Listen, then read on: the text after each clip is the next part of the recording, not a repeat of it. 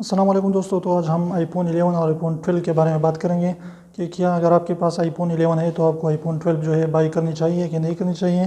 तो सबसे पहले जो है उसमें कितनी अपडेट आई है तो उसके बारे में आपको बता देता हूँ कि आईफोन 12 में जो है उसकी जो है डिस्प्ले को थोड़ी सी जो है अच्छी बनाई गई है।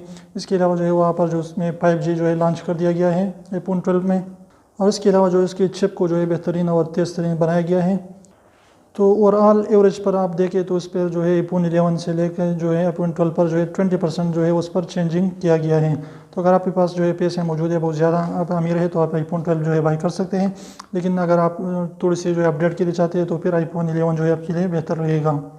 तो उम्मीद करता हूँ ये छोटी सी अपडेट आपको अच्छी लगी होगी। तो एक बंदे ने अपने उस्ताद से कहा कि my father name is laughing and my mother name is smiling.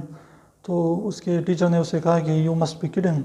तो उस बंदे ने कहा, बॉय ने, कि no that's my brother, I am joking.